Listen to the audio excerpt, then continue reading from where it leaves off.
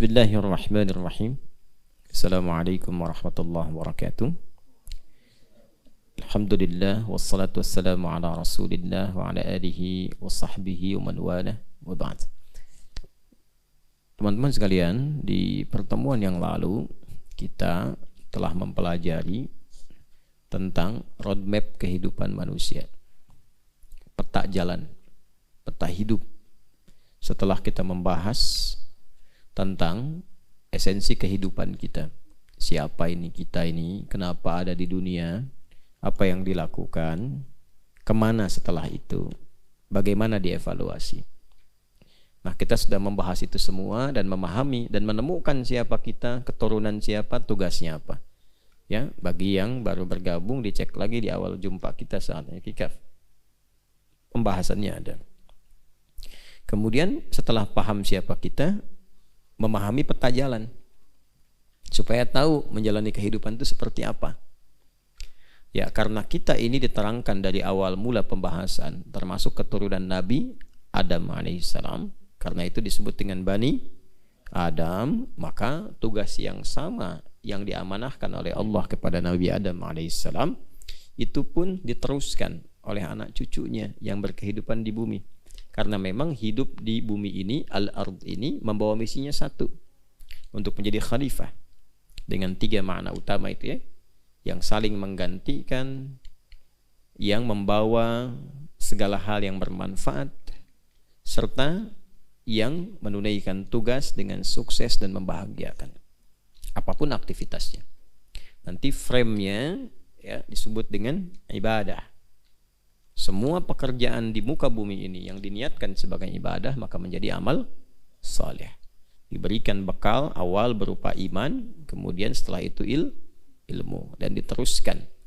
Nah, bagaimana membuat peta jalan hidup untuk memilih apapun yang bisa kita pilih sesuai dengan petunjuknya? Maka rumusnya keluarkan semua kata Bani Adam yang terdapat dalam Al-Quran. Kita sudah hitung itu ya, setidaknya berjumlah 7 bagian ya, 7 kata disebutkan dalam Al-Quran di beberapa surah yang berbeda. 5 menggunakan ya Bani Adam, 2 tidak menggunakan ya, tapi hanya menggunakan Bani Adam. Terdapat di surah Al-A'raf 5 kali disebutkan, ayat 26, 27, 31, 35 dan 172. Di surah Al-Isra di ayat ke-70 dan surah Yasin di ayat ke-60. Nah, di pertemuan yang lalu kita sudah mengambil 4 ya. Ya kan? Baik, membahasnya dari surah apa dan ayat berapa dulu? Seingat? Al-A'raf 172. Jadi, sebelum berkehidupan, memulai aktivitas sebagai khalifah di muka bumi dengan 3 misi tadi, sebelum terlahir Allah sudah mengingatkan mengambil komitmen ya, yang diberikan bekal iman dulu. Ingat itu ya. Jadi nanti apapun yang dilakukan dalam kehidupan kita itu di muka bumi, tugasnya apapun, maka kalau ingin mudah, ingin lancar ya, harus diawali dengan iman. Kan belajar pakai iman. Wa ma kana al-mu'minuna liyanfiru kaffah, kan? Kemudian bekerja pakai iman. Ya ayyuhalladzina amanu kulu min thayyibati ma razaqnakum. Kalau kita mulai semua dengan iman, maksudnya menyambungkan, mengoneksikan diri kita dengan Allah, maka oleh Allah akan dibuka semua akses kemudahan-kemudahan dalam berkehidupan. Nah, nanti pembuktian iman itu lahirnya perbuatan yang dinilai benar oleh Allah, dinilai baik. Semua perbuatan yang dinilai baik disebut soleh, amal soleh namanya. Amal itu perbuatan. Kalau Allah nilai itu baik, benar, disifati dengan soleh. Kapan amal menjadi soleh? Kalau pakai iman. Ya, karena itu konsepnya jelas disampaikan dalam Al-Quran. Wal 'asr innal insana lafi khusr illa alladhina amanu wa amilus salihat. Dan kita sudah bahas di pertemuan lalu, setelah kita akan memulai dengan iman itu, maka yang pertama dilakukan bangun konektivitas dengan Allah. Makanya dalam bentuknya apa? Ya, dalam bentuk ibadah pertama yang menyambungkan kita dengan Allah berupa salat. Jadi sebelum memulai aktivitas duniawi kita, bangun dulu hubungan dengan Allah. Nah, iman itu mengoneksikan kita dengan Allah. Bagaimana mengaktifkan sinyal iman? Kan harus aktif.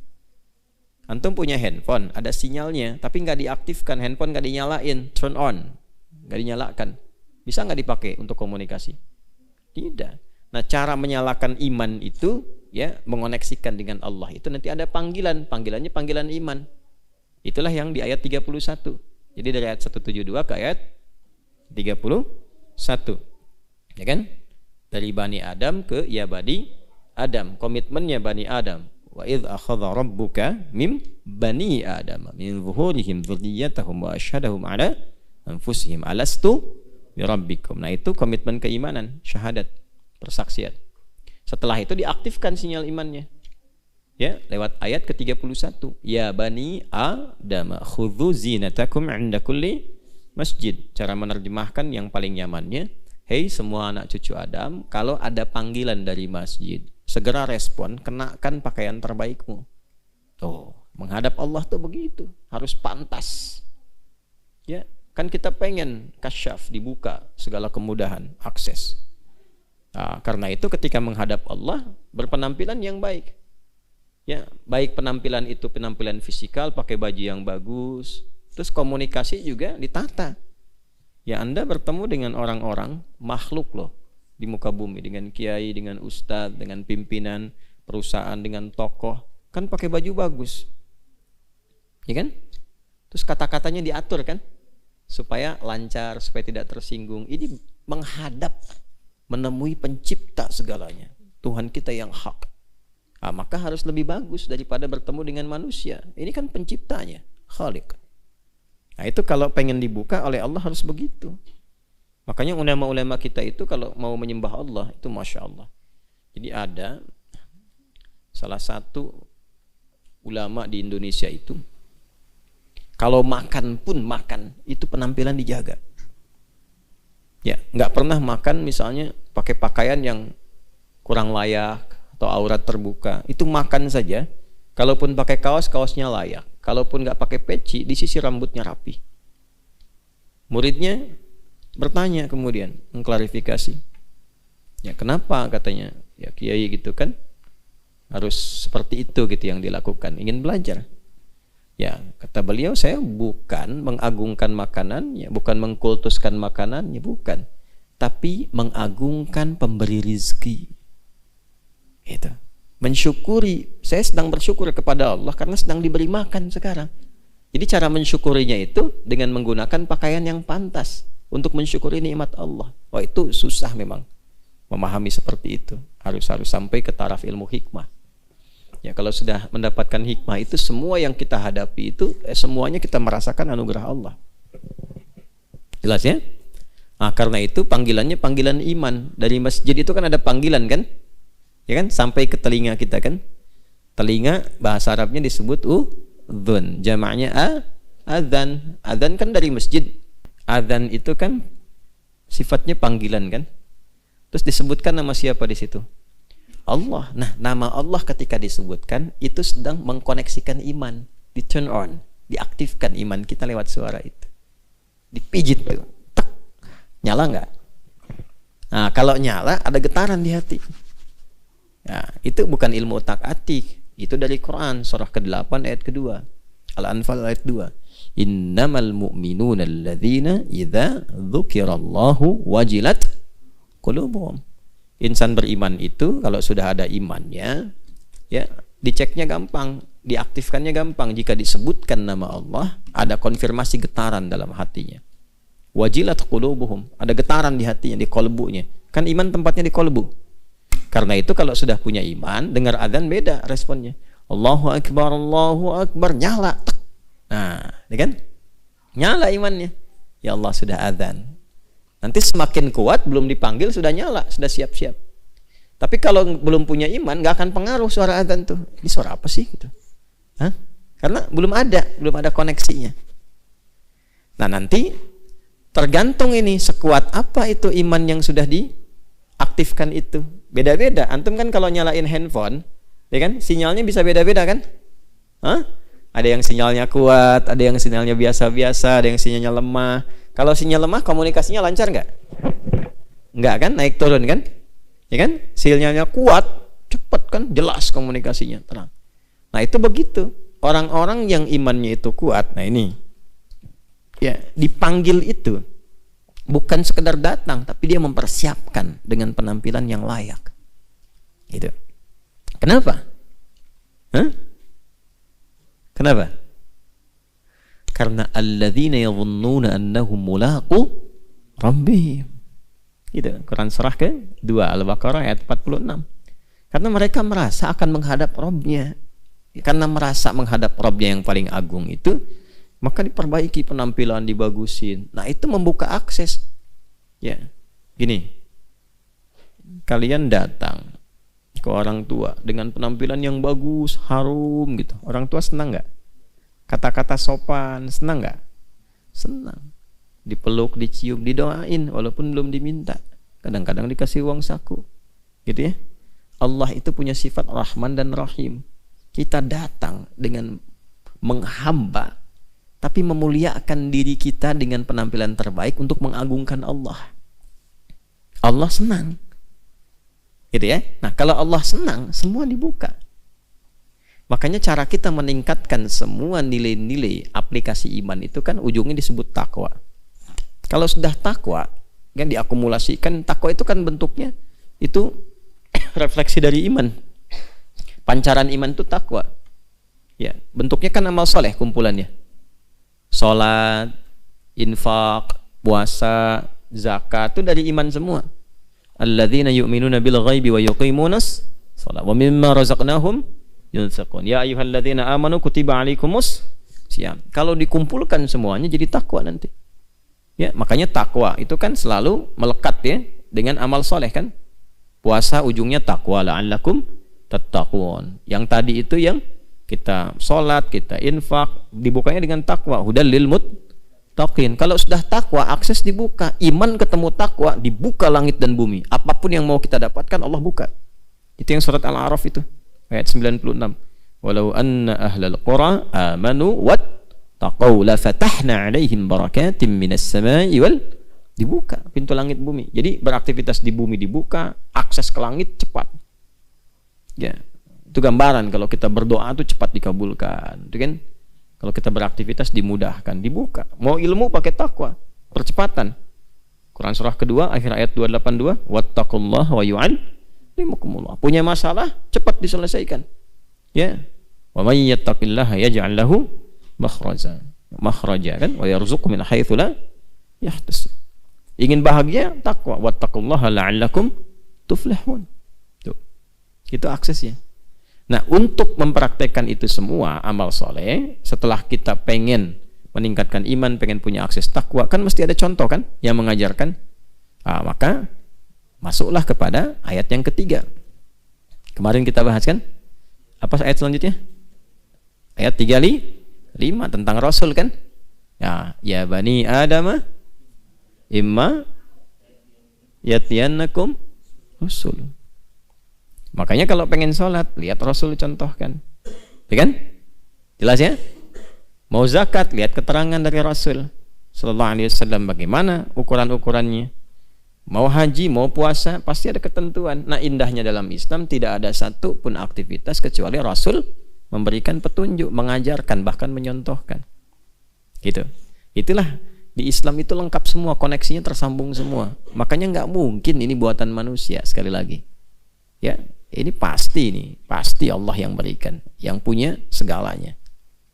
Nah, kemudian setelah kita siap, bikin petanya itu, mau ngerjain apa, yang kemarin kan ini, terakhir ya, yang kita bahas itu, dari mulai ibadah sampai ke muamalah. Setelah itu apa? Setelah itu, mesti waspada, pelajari tantangannya. Nah, kalau mau ke sini kan lihat jalan, ya kan? Nah, kan ketahuan kan? Kalau lihat map itu ada merah kan? Terus ada laporan kan? Ya kan? Kalau nggak tahu di jalannya itu ada lubangnya, ya kan? Macetnya parah gitu, terjebak kan di situ. Kalau nggak tahu licin bisa terperosok, apalagi jalannya malam, ya kan? Maka apa yang harus dilakukan? Mesti tahu selain penunaiannya, ya kan? Juga tahu medannya. Selain tahu bagusnya, tahu juga tantangan-tantangannya. Ya, maka di Islam tuh mengajarkan seperti itu. Makanya kalau mau kemana pun dipelajari dengan baik. Mau bekerja juga begitu. Mau bisnis pelajari resikonya apa, tantangannya apa. Belajar juga begitu, harus tahu ke kampus mana ada apa aja. Kira-kira tantangan yang dihadapi akan apa saja. Itu. Mau belajar mata pelajaran apapun, lihat tantangannya apa. Itu lengkap di Islam itu. Mau berumah tangga juga dijelaskan. Ini masalah yang mungkin lahir. Enaknya di Islam itu kita belum alami, sudah diberikan petunjuknya. Coba di rumah tangga begitu akan menikah, jangan nanti kalian pas menikah baru belajar. Sebelum nikah belajar. Sudah ada ayat-ayatnya. Tugas laki-laki apa? Ar-rijalu qawwamuna 'alan nisa bima faddalallahu ba'dahum 'ala ba'dhin wa bima anfaqu min amwalihim. Setelah itu tugas perempuan, fas-salihatu qanitatun hafizatun lil ghaibi bima hafizallah. Setelah itu diungkap, ini kemungkinan ada masalah-masalah yang terjadi di rumah tangga. Ini loh diantara masalahnya. Teruskan. Wallati takhafuna nusyuzahunna fa'idhuhunna. Kemudian wahjuruhunna. Kemudian fil madaji wadribuhunna. Itu urutan-urutannya. Ini kemungkinan akan ada salah komunikasi, gitu. Ya kan? Kemungkinan akan diem-dieman. Tuh. Kemungkinan, awas hati-hati, ada kontak fisik tuh. Kalau ada kontak fisik, mana yang ditoleransi, harus seperti apa, jangan sampai menyakiti. Ya, kemungkinan ada yang nggak selesai masalahnya di antara suami istri, mesti ada pihak-pihak lain yang memberikan solusi. Siapa yang harus dipilih? Ayat nanti 35-nya. Fa in khiftum shiqaqa bainihima fab'athu hakaman min ahlihi wa hakaman min ahli. Ada lengkap semua. Di Islam tuh indah, lengkap. Ya, balik lagi. Nah, maka disampaikan setelah ada petunjuk dari Rasul, dijelaskan kepada kita ada tantangan nanti yang akan mengganggu. Jangan dikira diminta sholat, Rasul contohkan, kita kerjakan lancar begitu aja. Tidak, akan ada pengganggu. Dan sudah mendeklar kepada Allah dia akan mengganggu. Ya, maka di situ diingatkan. Pindah lagi yang keempatnya Bani Adamnya. Surat apa ayat berapa? 7 ayat 2.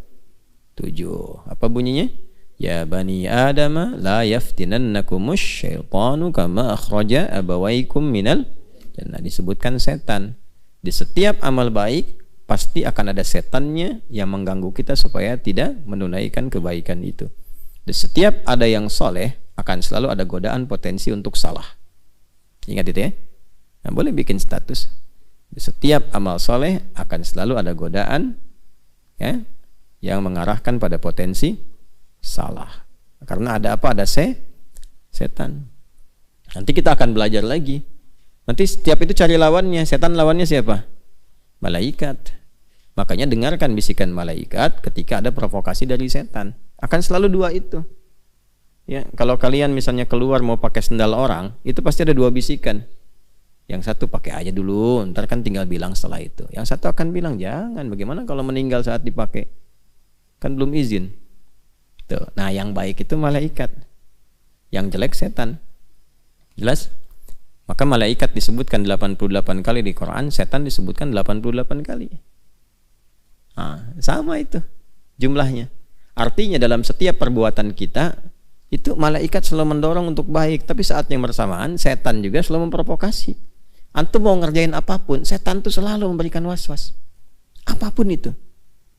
Termasuk mau ngaji juga begitu. Apa dikira akan lancar saja? Tidak.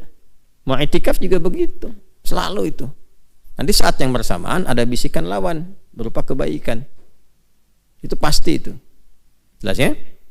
Baik, itulah yang 4 yang sudah kita bahas. Sekarang masuk kita pada bagian yang ke 5, 6 dan 7. Baik, kita bangun konektivitas dengan Allah. Kemudian kuatkan ibadah, pokoknya sholat. Lihat contoh dari Rasul, bagaimana mengajarkan di semua aktivitas. Waspada dengan setan, yang keempat.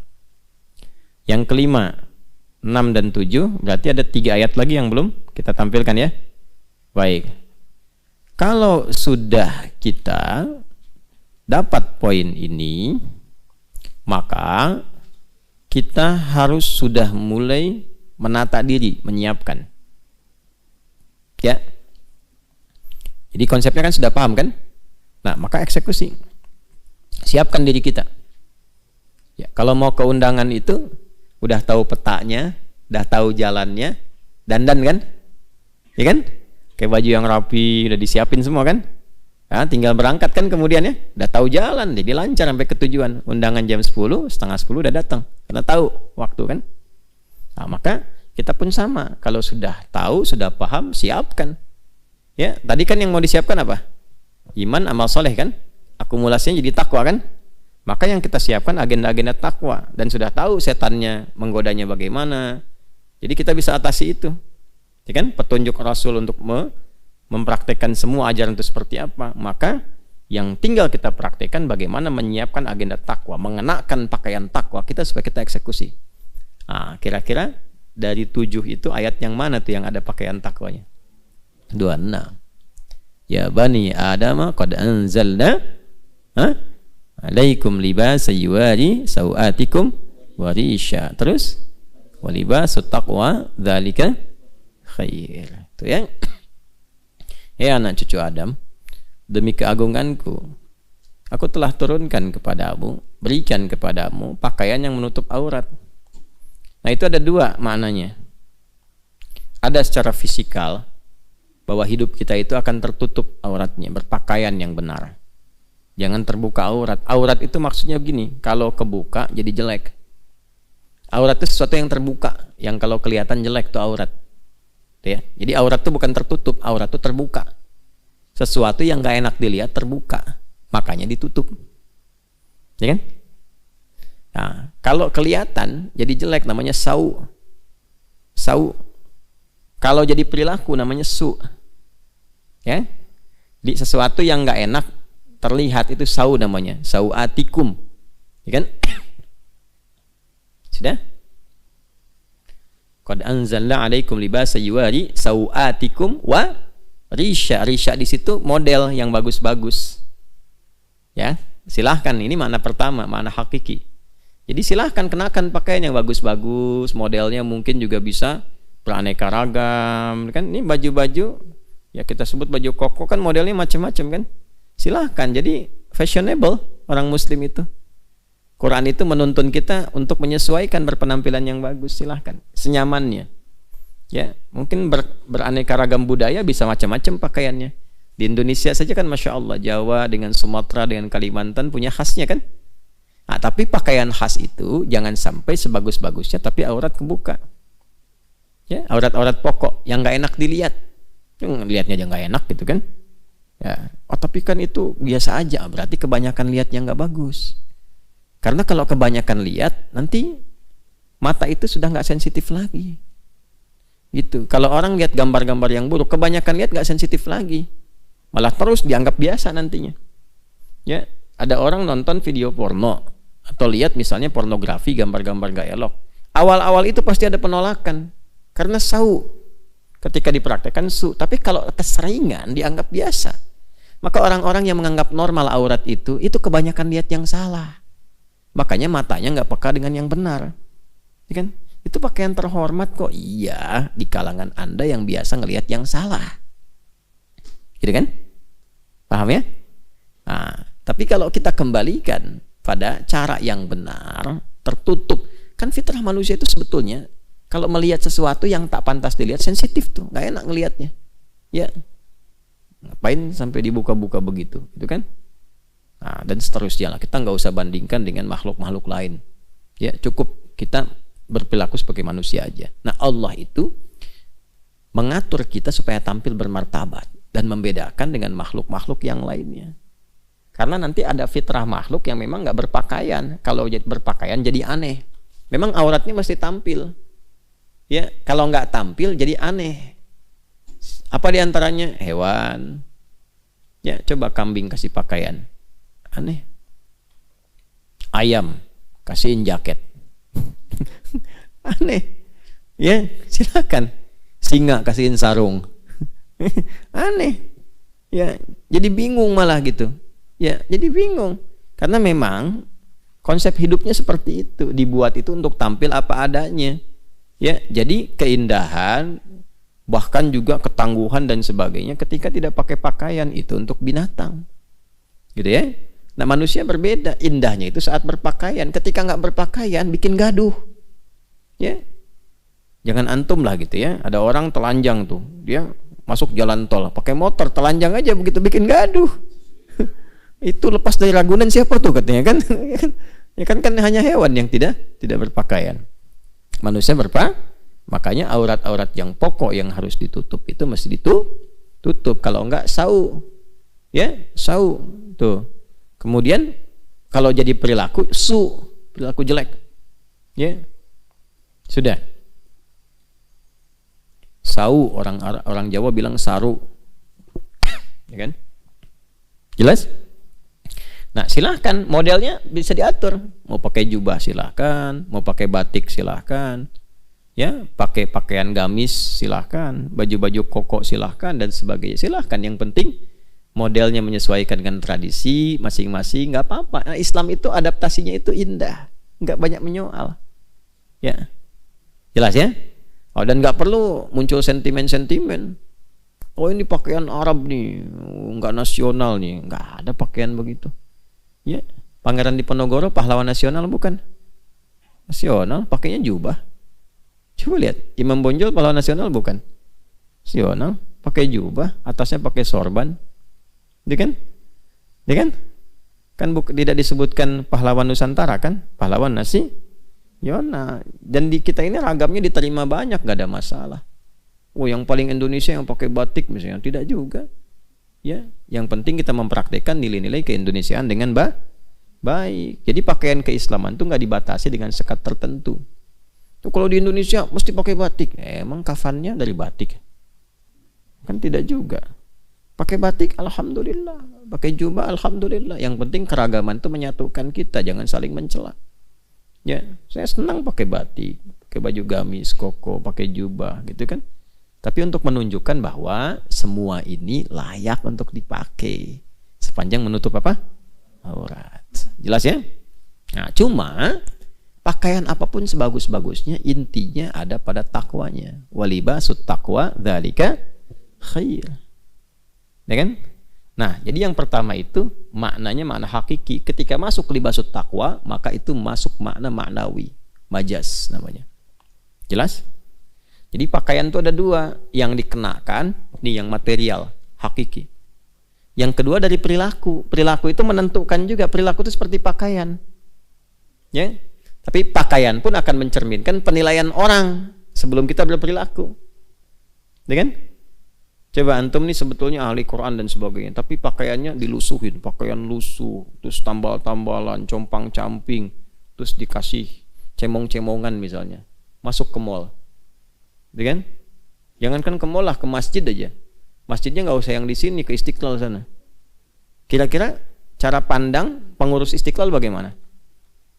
Akan berbeda karena yang dilihat pertama kan penampilan. Nggak bisa antum misalnya dan judge people by its cover. Nggak bisa. Orang kelihatan begitu bukan cover namanya, kan? Nggak bisa. Ya itu tuh kalau sewajarnya, ya. Jangan lihat orang berdasarkan penampilannya dulu. Enggak, penampilan itu menentukan. Dalil Qurannya kan tadi begitu. Maka tampil yang sewajarnya, jangan membuat orang tuh merasa resah dengan kehadiran kita. Ya, jelas? Nah, tapi yang kedua, sebagus-bagusnya berpakaian, kalau perilakunya buruk pun, tetap penilaian orang akan jadi buruk. Bagus nih, pakai dasi, pakai jas, wah keren. Wah, sepatunya nggak usah disebut merek lah, saya tidak ingin mengendorse. Pokoknya bagus lah, dari atas kepala sampai kaki, pakaian nilainya 1 miliar misalnya. Tapi korupsi, dan itu hasil nyolong, kan? Terus ketahuan. Kira-kira respon orang baik tidak? Tidak. Karena itu mengenakan pakaian apapun itu pakaian takwa yang paling bagus. Perhiasan terbaiknya adalah perilaku yang disulam dengan nilai-nilai takwa. Walibasut taqwa dzalika. Tahu dari mana makna takwa di situ? Itu adalah makna sikap perilaku yang dibawa dalam pergaulan. Nanti ditafsir di Quran surah 49 ayat 13. Ya ayyuhan nasu inna khalaqnakum min dzakarin wa untha wa ja'alnakum syu'uban wa qabaila li ta'arafu. Teruskan, inna akramakum 'indallahi atqakum. Silahkan bergaul, mungkin beda daerah. Ini kan yang ada di sini ya, santi-santi PKO ini kan nggak ada di daerah yang sama semua. Lombok, ya kan? ada yang dari Medan, Medannya juga beda-beda. Ya, kan daftarnya Medan aja. Padahal belum tentu kan, mungkin dari Medan masih 100 kilo. Itu kan? Masih sekian jauh. Ya, ada yang dari Madura, bilangnya Madura kan. Padahal mungkin Sumenep gitu, ya kan? Nah, nyebrang pulau lagi kan. Ya nggak ada masalah, bagus itu. Ya, ada yang dari Depok, Bekasi, ada yang dari Aceh, dari macam-macam. Mana-mana. Nah, itu syu'ub namanya. Dari Jawa sukunya mungkin bisa beda-beda. Dari Sumatera bisa beda-beda. Marganya kan lain-lain. Ada Nasution, ada Hasibuan, ada Lubis, itu kan? Dan seterusnya. Nah, jangan sampai menjadi sekat bagi kita untuk bergaul. Silahkan saling mengenal, lita'aruf. Ya, bukan litakhasum. Untuk saling berkenalan, bukan saling bermusuhan. Islam itu menyatukan. Makanya kalau Anda belajar ikut ta'lim dimanapun, materinya menyatukan. Jangan sudah belajar kok setelah itu jadi pandai misalnya untuk mencela orang lain, jadi bertentangan dengan isi Quran. Makanya saya suka bingung, ini belajar Qurannya yang mana ya gitu, ya kan? Kan dakwah itu dengan hikmah kan, ud'u ila sabili rabbika bil hikmah, gitu, bukan bil fitnah, gitu kan? Jadi bukan dengan melahirkan pertentangan.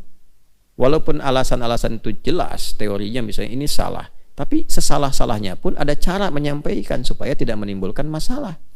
Yang salah itu kan bukan yang salah itu kan diperbaiki, bukan dihujat. Firaun salah kan? Allah utus Musa dan Harun memperbaiki kan? Bukan untuk menghujat kan? Itu aja gampangnya begitu. Ya kan?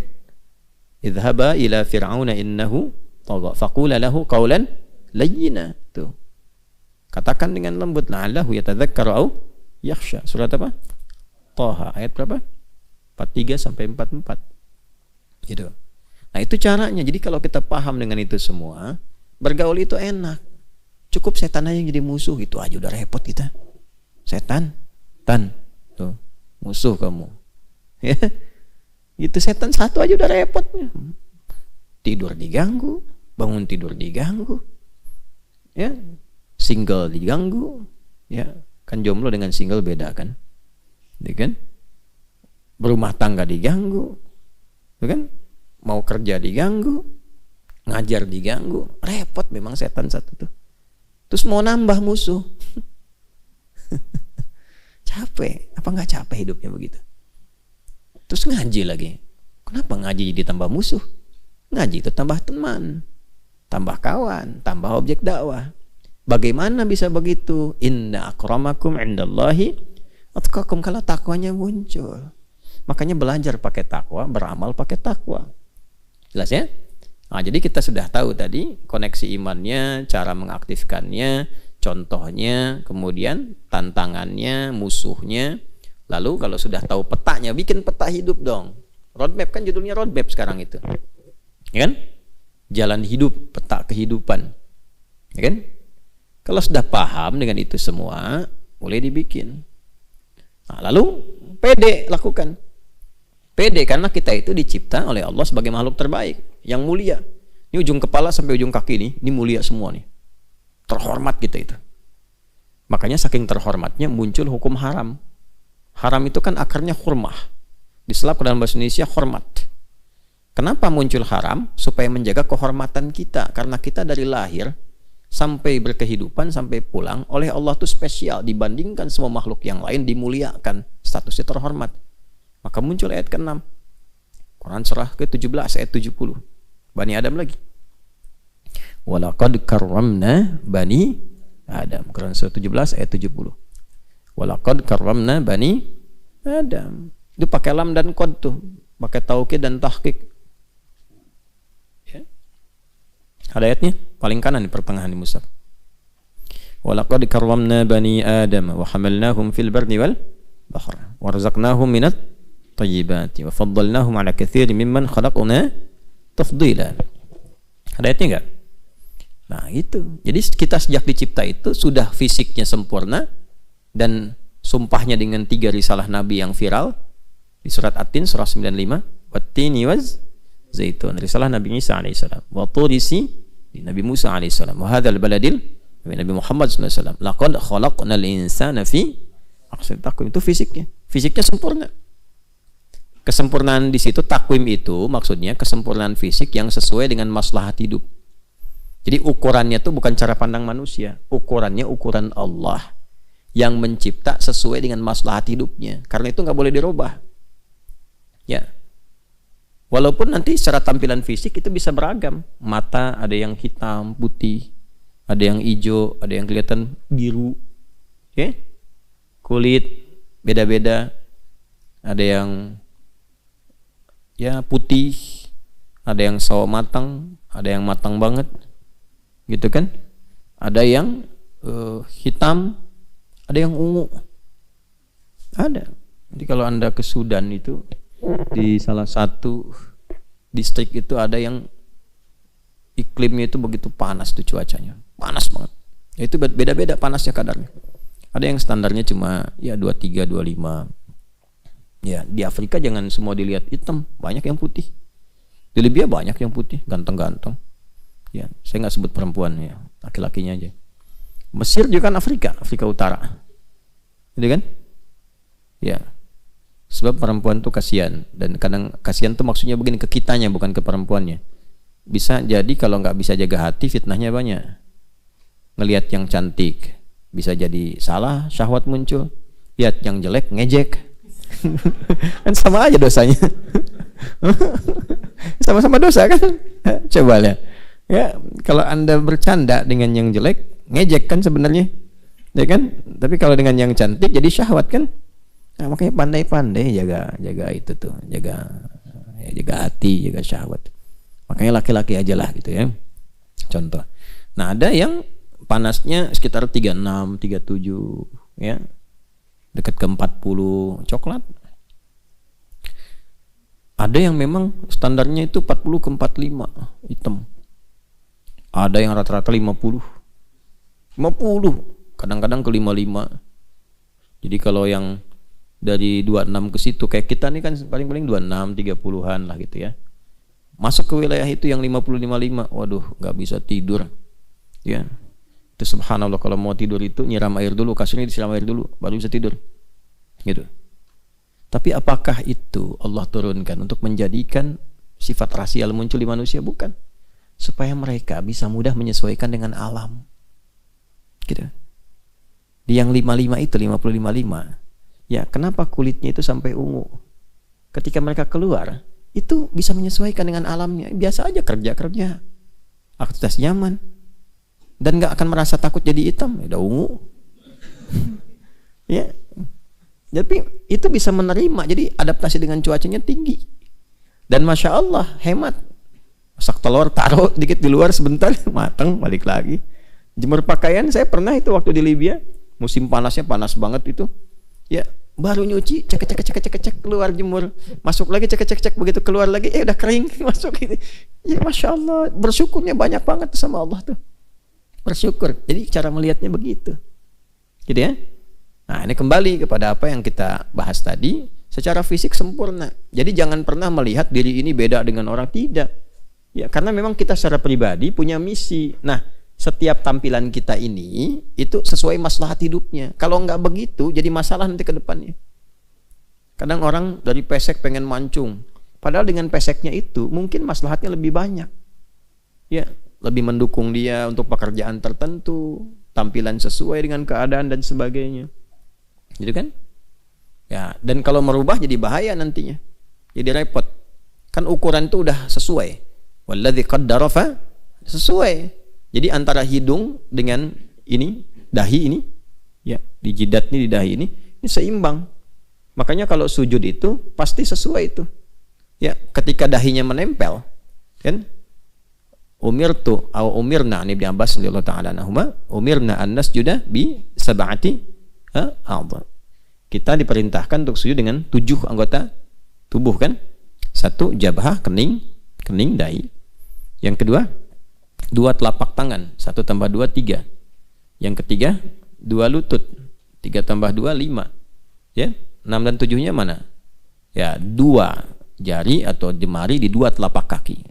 Ya, 2 itu. Jadi 7. Nah, ukuran kesempurnaan bisa nyamannya, kening itu bisa lurus sampai ke belakang, kepala lurus, bagus gitu sujudnya.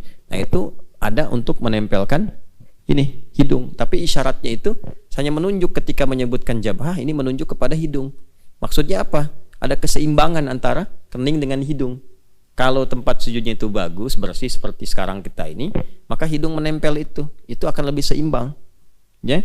Tapi kalau tempatnya misalnya ya diprediksi ada debu, walaupun bersih apa, tapi mungkin sensitif hidung apa, itu hidung bisa naik sedikit misalnya kan, tapi masih tetap seimbang bagus. Nah kalau dirubah dari pesek jadi mancung, nggak akan seimbang. Begitu mau nempel, pasti nyangkut dikit begitu. Ya kan? Ya. Makanya kalau antum namanya Picasso aja, nggak usah jadi Pinocchio. Jelas ya? Itu. Jadi nggak usah dimancung-mancungin, yang mancung nggak usah pesekin. Sebab ketika dia pesek jadi begini ntar sujudnya. Yang mancung jadi begini. Ya, paham ya? Ya sesuaikan aja apa adanya, sesuai dengan fitrah yang Allah telah berikan. Karena setan diantara godaannya begitu, provokasi tuh. Model berkembang bro, ini bro tuh masuk. Oh nggak bagus kalau nggak dirubah dulu aja dikit, tuh kan? Ya minimal tampilin dulu. Mula-mula tuh cuma nempel-nempel, besok-besok diganti. Sampai ganti ya gender sampai ganti gender, sampai ke kelamin. Itu ada ayatnya di Quran An-Nisa tuh ya, di ayat 118-119 itu kan, la'anahullah itu kan. Kemudian apa, la'anahullah, terus ala la'attakhidanna min ibadika nasiban mafruḍa, teruskan wala udillan lahum wala umanniyan lahum, terus wala amurannahum fala yubattikunna adhanal an'am, teruskan wala amurannahum wala fala yughayyirunna khalqallah. Tuh, itu harus kenal. Makanya kenal setan mesti kenal. Kalau nggak kenal nggak tahu was-was setan apa bukan. Gitu. Wala udillannahum, aku akan sesatkan, banyak dibikin tersesat. Wala umanniyannahum, aku kasih angan-angan, banyak menghayal. Ini waktu ngaji juga mungkin berhayal. Yayalin tuh. Tuh tempat-tempat setan tuh yang kotor-kotor, toilet. Makanya toilet itu puncak khayalan. Jangan lama-lama kalau masuk toilet. Kok belum keluar? Sebentar, inspirasi lagi datang. Inspirasi, imajinasi, inspirasi apa pun nggak ada tuh. Jangan lama-lama toilet, cepat keluar. Udah pasti itu. Udah pasti, kalau nggak percaya silahkan. Begitu masuk toilet, pub misalnya kan, buang air besar atau apa, itu otomatis tuh setannya masuk, goda. Jelas ya? Nah kemudian yang selanjutnya apa? Ya, yang selanjutnya itu akan didorong juga untuk dekat dengan hewan, tapi hewan-hewan itu nanti ya mungkin ada yang diberi tampilan aneh-aneh, ada yang dirubah, ada yang dilukai, ada yang macam-macam. Ujung-ujungnya merubah diri, ya, merubah tampilan diri. Tampilan diri itu bukan pada yang dibenarkan, tapi pada yang dilarang. Mulai nempel-nempel dulu, pakai tato misalnya kan, ya tato naga, pengen kelihatan serem. Begitu tua jadi cacing, kan keriput terus mengecil. Tuh kan, yang menutup apa namanya tempat wudhu, macam-macam lah, ya habisin. Setelah itu robah-robah diri, ya ganti, sampai kan terlihat sekarang fenomenanya kan, laki-laki pengen jadi perempuan, perempuan pengen jadi laki-laki, robah ini itu, dari merubah suara, kena razia malam-malam. Anda siapa? Nia Pak. Yang benar siapa? Nia. Nama lengkap Kurniadi. Oh kan, yang macam-macam. Ya, nggak usah aneh-aneh lah. Ya, baik. Nah, jadi yang kita ingin kembalikan, walaqad karramna bani Adam. Karena fisiknya sudah bagus, maka dimuliakan oleh Allah. Fungsinya jangan salah. Ini mata udah paling bagus. Karena bagus, fungsinya harus mulia. Jangan memandang yang jelek, karena akan jatuh kehormatan. Ya, nggak percaya apa? Orang-orang yang suka melihat gambar-gambar yang nggak bagus, kehormatannya jatuh. Coba kalau ketahuan dipublish, itu tuh suka ngelihat gambar-gambar pornografi itu, jatuh kan kehormatannya. Kan? Makanya mata pakai untuk memandang yang benar. Lagi-lagi nyambung ke Bani Adam pertama, pakai iman kalau mau benar. Turunlah surah Cahaya, surah ke-24 ayat 30 sampai 31 untuk perempuannya. Qul lil mu'minin, iman dulu, ya ghuddu min absar. Kapan ghadul basar itu? Ketika yang dipandang nggak bagus, palingkan. Maka orang beriman memandang yang baik saja. Ini lisan. Lisan ini mulia. Kan tadi ayatnya walaqad karramna bani Adam gitu. Udah pakai bani Adam. Kami muliakan cucu Adam itu. Karena mulia, lisannya istimewa, sempurna. Kesempurnaan itu jangan sampai dikotori, jangan diturunkan martabatnya. Maka berkatalah yang baik-baik. Man kana yu'minu billahi wal yaumil akhir falyakul khaira aw liyasmut. Makanya dilarang mencela. Haram hukumnya bikin hoax, gibah haram. Haram itu dari kata hurmah. Ketika seseorang bikin hoax itu sedang merendahkan kehormatan. Ketika mencaci turun kehormatannya. Ada ustadz nih, bagus lagi ngajar, tiba-tiba mencaci maki orang. Mencaci maki orang, caci maki ustadz lain. Pasti di antara sekian jamaah itu akan ada yang gak sepakat. Turun kehormatannya. Apalagi direkam terus viral, kan? Apalagi dipakai mencuri, pakai korupsi dan seterusnya. Lalu ketangkap sama KPK, sama kejaksaan, polisi, diekspos, disampaikan, ketahuan, kasihan. Kasihan tuh keluarganya maksudnya. Yang korupsi bapaknya, anaknya yang dibully, itu kan? Istrinya yang capek. Tuh, makanya mesti benar-benar kalau punya akun media sosial mesti ditata, kan punya iman. Jangan sampai bikin konten-konten yang gak bagus. Mau kasih masukan boleh, tapi dengan kata-kata yang baik. Begitu kata-katanya kotor, yang repot orang tuanya kan? Hah? Jelas? Baik ya. Nah itu gambarannya. Dimanapun beraktivitas, mau di daratan, mau di lautan. Kalau ke udara kan nggak mungkin, makanya disebutkannya wa hamalnahum fil bardi wal bahr. Ya. Jadi kalaupun antum di daratan kemana aja, bersikap dengan takwa yang mulia, pasti selamat. Kalaupun ke lautan, ya aktivitas di kapal laut, berenang macam-macam dan seterusnya, cari ikan, ya menyelam dan seterusnya, bersikap dengan baik, termasuk juga pada alamnya. Pada alamnya, naik gunung bersikap baik, jangan jumawa masuk gunung, sombong tersesat nanti. Menyelam juga begitu, banyak jin. Jin itu kan diantaranya menyelam. Di dasar-dasar lautan tuh banyak jin. Apa ayatnya? Yo, saya kasih clue-nya. Nabi Sulaiman bisa menaklukkan setan-setan dari kalangan jin yang diantara aktivitasnya menyelam. Ayo, mana Qurannya nih? Cari kata-kata setan. Nabi Sulaiman menaklukkan setan-setan dari kalangan jin. Ayo surat Saba buka.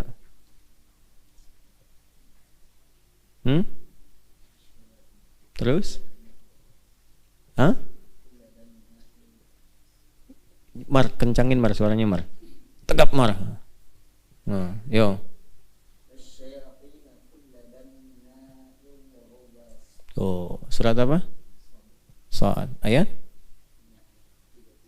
37. Nanti nyambung tuh dari surat Saba, terus juga ke surat Shad juga ada ditemukan. Ya, nanti di surat Saba itu tentang jifanin kal jawab dan seterusnya, kemampuan-kemampuan itu menaklukkan awan dan seterusnya. Nanti di surat Shad dirinci lagi. Ya. Ada salah satu di antara aktivitas jin-jin itu yang di lautan terdalam. Di antara untuk menyelam. Ruas itu menyelam ke dalam. Lihat di tafsirnya nanti. Ya, di pegunungan juga sama. Ada bagian dari jin-jin dan sebagainya. Ada. Ya, kalau ngajinya khatam kita nanti insya Allah akan temukan. Cuma bukan pembahasan itu yang sedang kita bahas. Ya, maksudnya apa? Kalaupun beraktivitas di lautan, mencari ikan, sedang diving, menyelam apa, tetap dengan takwa, jangan sombong. Itu ya. Nah, sehingga tampil terhormat dan Allah jaga. Naik gunung juga jangan sombong. Ya, ada adabnya. Demikian seterusnya. Ya, kemudian mencari rezeki karena kita sudah mulia, maka rezekinya pun harus yang baik-baik. Razaqnahum minat thayyibat. Harus yang baik. Kalau nggak baik berarti imannya bermasalah. Jelas? Nah, udah 6 aja konsisten tuh. Makanya rukun iman ada berapa? 6. Jangan salah. Kan udah dikasih jalan yang benar, petunjuknya ada, rasulnya ada, dijelasin, setannya dijelaskan, gangguannya begini, udah tinggal tampil aja, terus pede, kita itu makhluk terbaik, pede jalanin, udah 6. Begitu lewat yang 6 dilewatin, disuruh beriman malah kufur, disuruh rendah hati malah sombong, disuruh takwa malah membangkang, itu kan, kriminal dan sebagainya. Maka pulangnya susah. Oleh karena itu dikecam oleh Allah saat pulang. Muncullah surat Yasin ayat 60 sampai 65-nya itu. Ya, diminta waspada dengan setan malah diikuti. Makanya ketika kembali kepada Allah, dibalikin komitmennya. Ya, alam ahad ilaikum ya bani Adam. Terus Allah ta'budu syaitan. Aku kan udah bilang ke kalian, kan kita udah komitmen. Ahad itu kan mengambil ahdun, ta'ahud itu mengambil komitmen, perjanjian. Kita kan udah ngambil perjanjian. Al-A'raf 1 juga kan ada perjanjian. Jangan diikutin setan. Malah diikutin kalian ini. Yang kalian selalu lakukan itu bangun koneksi dengan aku, dengan ibadah. Wa ani buduni. Hadza siratum mustaqim. Jadi kan? Karena aku udah bilang yang harus kalian lakukan itu aktifkan imannya, perbanyak ibadahnya, ikuti jalan Rasul. Kenapa yang diikutin setan? Walaqad adalla minkum jibillan katsira. Terus tuh, apa kamu nggak sadar? Akal kamu nggak dipakai. Aku kan kasih akal. Setan tuh kan banyak nyesatkan, kayak malah diikutin. Ya walaqad adalla minkum jibillan katsira. Tuh kan, tuh banyak disesatin. Apa kamu nggak sadar? Kan aku kasih akal, kamu bisa bedakan mana baik, mana benar. Ya, mencuri itu baik apa enggak? Enggak. Soleh atau salah? Salah. Udah tahu salah, akalnya mengatakan salah, masih mencuri. Bohong itu salah, masih bohong. Berselisih itu salah, masih saling mencela. Disesatkan. Setelah itu apa? Oh, jahanam. Udah masuk jahanam kamu. Tuh. Sama sekalian sama setannya sekalian, diikutin. Kan kamu ikut setan. Udah ikut setan sana ke jahanam. Gitu, masukin ke situ. Nah, jadi yang 7 itu nanti pengingat yang sangat dalam. Alhamdulillah dikasih tahu dari sekarang supaya di akhirat tidak terlibat. Jangan udah dikasih tahu sekarang, jauh-jauh hari di akhirat masih terlibat. Awas nih, besok pesawat take off jam 7. Ya, bis maghrib mau jelang isya di bandara udah dari jam 5 subuh, mau take off jam 7, nginep hotelnya deket bandara, masih ketinggalan pesawat. Kan deket situ tuh, ada tahu waktunya, siapin, dikasih tahu gate-nya ini, ininya gini, ininya ini, dan seterusnya. Nah, sekarang dikasih tahu di akhirat nanti jangan sampai dikecam oleh Allah karena di dunia ikut-ikutan setan. Nah, kita sedang di dunia, jangan ikut-ikutan. Jelas ya? Disiapkan dari sekarang untuk menghindari itu semua. Kalau enggak dikecam, udah masuk jahanam. Nah, itu mulut mau bicara udah nggak bisa. Makanya ayat 65-nya itu al-yauma nakhtimu ala afwahihim. Mulutnya mau protes nggak bisa, buktinya semua kuat. Nggak bisa, udah nggak, bukan waktunya untuk ngeles. Yang bicara tangannya, kakinya udah. Al-yawma nakhtimu ala afwahihim wa tukallimuna aydihim wa tashhadu arjuluhum bima kanu yaksibun. Nah, itulah 7 roadmap kehidupan kita itu. Ya. 7 peta jalan hidup dari mulai lahir sampai dengan kembali kepada Allah. Ya, jadi 7 peta jalan hidup. Kurang lebih itu yang kita bisa bahas. Selesai uraian kita, tinggal kemudian kita turunkan jadi panduan berkehidupan. Apapun yang kita pilih untuk bisa kita teruskan sebelum kembali kepada Allah Subhanahu wa ta'ala. Mohon maaf apabila dalam uraian ada hal-hal yang tidak tepat untuk disampaikan, dan tidak sedikit pun dimaksudkan untuk menunjukkan pada sesuatu yang tidak baik, tapi untuk mengingatkan kita semua agar kembali kepada Allah dalam ketakwaan. Allahumma taqabbal minna innaka antas sami'un alim wa tub 'alaina innaka antat tawwabur rahim. Allahumma faqihna fid din wa 'allimna ta'wil. Rabbana atina fid dunya hasanah wa fil akhirati hasanah wa qina adzaban nar. Wa sallallahu ala sayyidina Muhammad wa ala alihi wa sahbihi ajma'in. Wa akhiru da'wana subhanakallahumma wa bihamdika nashhadu an la ilaha illa anta nastaghfiruka wa natubu ilaik. Alhamdulillahirabbil alamin. Assalamualaikum warahmatullahi wabarakatuh.